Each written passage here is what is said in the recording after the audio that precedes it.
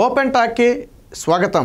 రాష్ట్రంలోనే సంచలనం రేకెత్తించినటువంటి కేసు వివేక హత్య కేసు మనందరికీ తెలుసు.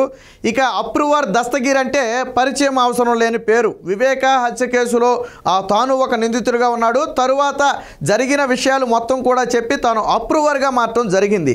అయితే ఎప్పుడైతే ఆ దస్తగిరి అప్రూవర్గా మారాడో అప్పటి నుంచి వైసీపీ నాయకులు దస్తగిరి మీద కక్ష కట్టారు. దస్తగిరి అప్రూవర్గా మారబట్టే ఈ కేసులో ఇంతవరకు వచ్చింది. ఈ కేసులో అందరూ దొరికిపోయే పరిస్థితి. ఒకవేళ దస్తగిరి అప్రూవర్గా మారకుండా ఉండుంటే కేసుని పక్కదారి పట్టించేవాళ్ళం అని చెప్పి చాలామంది భావన. దీనికి సంబంధించి ఇప్పటికే దస్తగిరి అనేక సందర్భాల్లో నాకు ప్రాణహాని ఉందని చెప్పి బహిరంగంగానే చెప్పాడు. తన భార్య షబానా కూడా అనేక సందర్భాల్లో తన భర్తకు ప్రాణహాని పొందుతుంది, రక్షణ కల్పించాలని చెప్పి పోలీసులను కూడా కలవడం జరిగింది.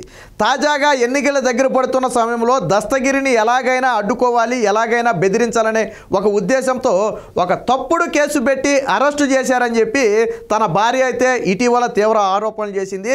ఒక మహిళను కిడ్నాప్ చేశారని చెప్పి ఒక తప్పుడు కేసు పెట్టారు, కానీ వాస్తవానికి తాను ఏ మహిళను కూడా కిడ్నాప్ అయితే చేయలేదట. కానీ కేవలం ఇరికించాలి, అది కూడా ఆ 7 సంవత్సరాలకు పైబడిన నాన్ బెయిలబుల్ కేసు పెట్టి ఇరికించాలనే ఉద్దేశంతోనే ఈ కిడ్నాప్ను అయితే తన మీద మోపారని చెప్పి తన భార్య చెబుతుంది. అలాగే దస్తగిరి కూడా బయటకు వచ్చిన తర్వాత అదే విషయం చెప్పాడు. ఇదే సందర్భంగా కడప సెంట్రల్ జైల్లో ఉన్నటువంటి దస్తగిరి అనేక రోజులుగా బెయిల్ రాకుండా వైసీపీ అడ్డుకుంటూనే వస్తుంది. అయితే తాజాగా దస్తగిరికి చాలా రోజుల తర్వాత బెయిల్ మంజూరు చేయడం జరిగింది. అయితే ఎప్పుడైతే కోర్టు బెయిల్ మంజూరు చేసిందో అప్పుడు A3గా ఉన్నటువంటి దస్తగిరిని మళ్ళీ A1గా మార్చేసి మళ్ళీ జైలు నుంచి బయటికి రాకుండా మళ్ళీ చేసే ప్రయత్నం చేశారు.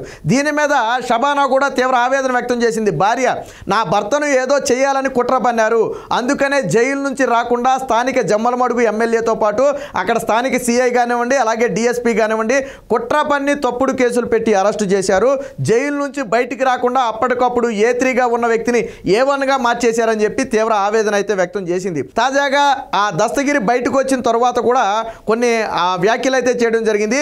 నాకు ఏపీలో రక్షణ లేదు, ఏపీలో ప్రాణహాని ఉంది, కాబట్టి తెలంగాణ పోలీసుల నుంచి నాకు రక్షణ కావాలి, తెలంగాణ ప్రభుత్వం నుంచి నాకు రక్షణ కావాలని తెలంగాణ ముఖ్యమంత్రి అయినటువంటి రేవంత్ రెడ్డికి దస్తగిరి ఒక విన్నపం అయితే చేసుకోవడం జరిగింది. ఇప్పుడు రాష్ట్ర వ్యాప్తంగా కూడా ఇదే ఒక సంచలనంగా మారింది. ఎందుకనంటే ఇప్పటికే ఈ కేసు ఏపీలో సక్రమంగా జరగటం లేదు. కొంతమంది రాజకీయ నేతలు ఒత్తిడి తీసుకొచ్చి కేసును అడ్డుకుంటున్నారని కేసును పక్క రాష్ట్రానికి మార్చారు. ఇప్పుడు అందులో దోషులుగా ఉన్నవారు అలాగే అప్రూవర్గా మారిన వారు కూడా ఏపీలో మాకు ప్రాణహాని ఉంది, పక్క రాష్ట్రమే మాకు రక్షణ కల్పించాలని కోరుకోవటం ఏదైతే ఉందో ఇప్పుడు రాష్ట్ర వ్యాప్తంగా తీవ్ర చర్చనీయాంశానికి దారితీసింది. పైగా షబానా మొన్న మాట్లాడుతూ దస్తగిరి భార్య కొన్ని ఆరోపణలు చేసింది. ఎందుకు తన భర్తను ఏమని వేధిస్తున్నారు, ఏమని బెదిరిస్తున్నారంటే సిబిఐ అధికారి ఎస్పీ అయినటువంటి రామ్ సింగ్కు వ్యతిరేకంగా సాక్ష్యం చెప్పాలట. వేధించి మాతో మాట్లాడించారు, మేము మా అంతటగా మేము మాట్లాడింది కాదు, మేము చెప్పినవన్నీ కూడా మమ్మల్ని సిబిఐ అధికారులు బెదిరించి మాతో చెప్పించారని చెప్పి కోర్టులో చెప్పాలని చెప్పి పోలీసులు కానివ్వండి లేదా రాజకీయ నేతలు కానివ్వండి ఒత్తిడి తెస్తున్నారట. కానీ అందుకు దస్తగిరి ససేమిరా అన్నాడట. నేను మనస్ఫూర్తిగా చెప్పాను, జరిగిన విషయాలు చెప్పాను, నా మీద ఎటువంటి ఒత్తిడి లేదు, ఏ అధికారి ఒత్తిడి అంతకంటే లేదు, వాళ్ళు అడిగినా అడగకపోయినా నేను చెప్పాలనుకున్నాను కాబట్టి ఉన్నది ఉన్నట్టుగా చెప్పానని చెప్పి దస్తగిరి చెప్తున్నాడు. వాస్తవానికి నాతో బలవంతంగా సాక్ష్యం చెప్పించారు అని కన్నా దస్తగిరి చెబితే మళ్ళీ కేసుని డైవర్ట్ చేయొచ్చు.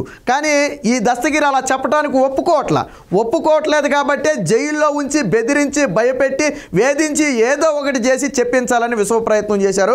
బట్ దస్తగిరి జైలుకి వెళ్ళటానికైనా ఒప్పుకున్నాడు తప్ప వాళ్ళు చెప్పమన్నది చెప్పడానికి మాత్రం ఎట్టి పరిస్థితుల్లో ఒప్పుకోలేదు. అంటే చూడండి, సిబిఐ అధికారులను కూడా ఇందులో ఇరికించే ప్రయత్నం, తప్పును సిబిఐ అధికారుల మీదకి నెట్టేసే ప్రయత్నం, కేసు తప్పుదారి పట్టించారని చెప్పి వాళ్ళ మీద నిందలు వేసే ప్రయత్నం. ఇప్పటికే సిబిఐ అధికారుల మీద కేసు నమోదు చేసిన ఆ చరిత్ర మన ఏపీ పోలీసులకు ఎలాగా ఉంది. దేశ చరిత్రలోనే ఒక ఇన్వెస్టిగేషన్కి వెళ్ళిన సిబిఐ అధికారుల మీద కేసు నమోదు చేయడం ఎక్కడా లేదు. హైకోర్టుకి వెళ్తే కోర్టు కూడా ఆశ్చర్యం వ్యక్తం చేసింది. దర్యాప్తు అధికారుల మీద మీరు కేసు నమోదు చేయడం ఏంటని చెప్పి ఆశ్చర్యం వ్యక్తం చేసింది. అలాంటి పరిస్థితుల్లో ఇప్పుడు రామ్ సింగ్ అనే ఒక అధికారిని ఏదో ఒక విధంగా వేధించాలనే ఉద్దేశంతో దస్తగిరిని అడ్డు పెట్టుకోవాలంటే దస్తగిరి అందుకు ససేమిరా అన్నాడు. సో విడుదలైన తర్వాత దస్తగిరి దస్తగిరికి ఒక ఇది వచ్చింది. ఎందుకంటే తనను జైల్లో ఎందుకు పెట్టారంటే మొద్దు సీన్ లాగా సాక్ష్యం దొరకకుండా ఏదైనా చేస్తారేమోనని అనుమానాన్ని అటు దస్తగిరి ఇటు భార్య శబానా ఇద్దరు వ్యక్తం చేశారు. జైల్లోనే మగ్గేటట్టు ప్లాన్ చేస్తున్నారు అంటే నన్ను ఏదో చేయాలనుకుంటున్నారు, నా అడ్డు తొలగించుకుంటే సాక్ష్యాలు ఏమి ఉండవు కాబట్టి కేసు నుంచి బయటపడవచ్చని ఏదైనా ప్లాన్ వేసారేమో తెలియదు. కానీ నా భర్తను జైల్లోనే ఉంచుతున్నారు, దీనికి స్థానిక నేతలతో పాటు పోలీసుల అండదండలు కూడా ఉన్నాయని చెప్పి శబానా గతంలో కూడా ఆరోపణ చేసింది. కాబట్టి ఎన్నికలు ఇప్పుడు దగ్గర పడ్డాయి. ఆల్రెడీ ఇప్పటికే కేసును పక్క రాష్ట్రానికి బదిలీ చేశారు. సో ఇలాంటి సమయంలో వివేక హత్య కేసును కన్నా సిబిఐ ముందుకు నడిపితే, ఒకవేళ అవినాష్ రెడ్డిని అరెస్టు చేస్తే అది వైసీపీకి పెను ప్రమాదంగా మారుతుంది. ఇప్పటికే అవినాష్ రెడ్డి తండ్రి భాస్కర్ రెడ్డి అరెస్ట్ అయితేనే పులివెందుల్లో జగన్మోహన్ రెడ్డి అవినాష్ రెడ్డి తలెత్తుకోలేని పరిస్థితి. ఇప్పుడు స్వయంగా అవినాష్ రెడ్డి కూడా అరెస్ట్ అయితే ఆ పాపంలో జగన్మోహన్ రెడ్డి కూడా వాటా ఉందేమోనని అనుమానం కలుగుద్ది. ఎందుకంటే అవినాష్ రెడ్డిని కాపాడుకుంటూ వస్తున్న ఏకైక వ్యక్తి జగన్మోహన్ రెడ్డి. కాబట్టి తాను అరెస్ట్ అయితే ఇప్పటి వరకు కాపాడుకుంటూ వచ్చిన జగన్మోహన్ రెడ్డి చిక్కుల్లో పడతాడు. వచ్చే ఎన్నికల్లో అది ఖచ్చితంగా ప్రభావం చూపుతుంది. ముఖ్యంగా పులివెందుల, కడప లాంటి ప్రాంతాల్లో ప్రభావం చూపుతుంది. కాబట్టే కేసునైతే అడ్డుకుంటూ వచ్చాడు. దస్తగిరి అడ్డు తొలగిస్తే కేసుని పక్కదారి పట్టించవచ్చన్న ఆలోచన ఉన్న నేపథ్యంలో ఇప్పుడు దస్తగిరికి ప్రాణహాని ఉందని చెప్పి పక్క రాష్ట్రానికి వెళ్ళడం జరిగింది. తెలంగాణ పోలీసుల నుంచి ఇప్పటివరకు అయితే ఏమీ రాలేదు. కానీ ఆ ముఖ్యమంత్రి రేవంత్ రెడ్డికి అయితే ఒక విన్నపం చేశారు. నాకు మీ రాష్ట్రంలో రక్షణ కల్పించాలి, నేను పలు కీలక కేసుల్లో సాక్షిగా ఉన్నాను కాబట్టి నా మీద కొన్ని కుట్రలు జరుగుతున్నాయి, కాబట్టి నాకు మీ రాష్ట్రంలో తెలంగాణ పోలీసుల నుంచి రక్షణ కల్పించాలని చెప్పి కోరుకోవడం జరిగింది. ఇప్పటికే వైఎస్ సునీత కూడా తన మీద అత్యంత అసభ్య పదజాలంతో పోస్టులు పెట్టిన వారి మీద ఆ కేసు నమోదు చేయాలని చెప్పి తెలంగాణ సైబర్ క్రైమ్కి ఆల్రెడీ కంప్లైంట్ ఇవ్వడం జరిగింది. కొంతమంది మీద అరెస్ట్ చేయడానికి రంగం కూడా సిద్ధం చేశారు.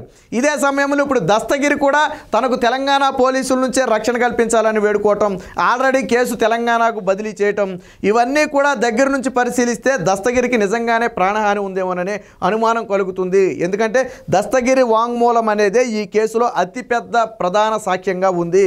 ఆయన వాంగ్మూలం ఆధారంగానే ఇతర ఆధారాలన్నీ కూడా సిబిఐ సేకరించడం జరిగింది. కాబట్టి దస్తగిరిని అడ్డు తొలగించుకుంటే కేసుని కొంచెం నీరుగార్చొచ్చు అని చెప్పి వైసీపీ నేతలు ప్రయత్నం చేస్తున్నట్టుగా తెలిసింది.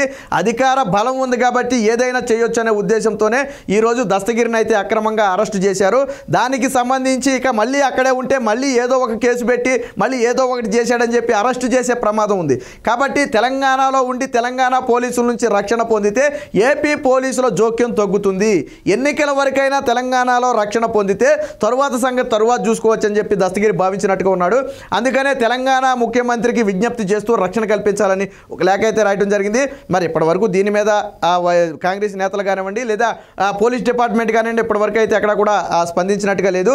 ఏది ఏమైనా ఇప్పుడు తెలంగాణ నుంచి రేవంత్ రెడ్డి నుంచి రక్షణ కావాలని వేడుకుంటూ ఒక లేఖ రాయటం అనేది ఇప్పుడు ఏపీలో సంచలనం సృష్టిస్తుంది. సొంత బాబాయి హత్య కేసులో దోషిగా ఉన్నటువంటి ఒక వ్యక్తి పక్క రాష్ట్ర సహాయాన్ని కోరుతున్నాడు అంటే ఏపీలో జగన్మోహన్ రెడ్డి ఆ పార్టీ వేధింపులు ఏ స్థాయిలో ఉన్నాయో అర్థం చేసుకోవడానికి ఇది ఒక ఉదాహరణ అని చెప్పి ప్రజలందరూ కూడా మాట్లాడుకునే పరిస్థితి. ఏది ఏమైనా ఆ తెలంగాణ పోలీసులు ఎప్పటికైనా ఆ విజ్ఞప్తిని మన్నించి ఆ దస్తగిరికి రక్షణ కల్పించాలి, ఆ కుటుంబానికి రక్షణ కల్పించాలి. ఎందుకంటే అటుపక్క ఉన్న వాళ్ళు కూడా ఆ పెద్ద పెద్ద స్థాయిలో ఉన్నవాళ్ళు కాబట్టి రక్షణ కల్పిస్తేనే ఈ కేసులో ఒక కొలుక్కు వచ్చే అవకాశం ఉంది. సిబిఐకి రేపు దస్తగిరి ఆ సహాయ సహకారాలు కూడా చాలా అవసరం ఉన్న నేపథ్యంలో తెలంగాణ పోలీసులు కూడా దీన్ని ఒక పరిగణలో తీసుకుని మరి రక్షణ కల్పించాలి. మరి చూద్దాం దీని మీద రేవంత్ రెడ్డి ఏ విధంగా స్పందిస్తాడు, తెలంగాణ పోలీసులు ఏ విధంగా స్పందిస్తారనేది వేచి చూద్దాం.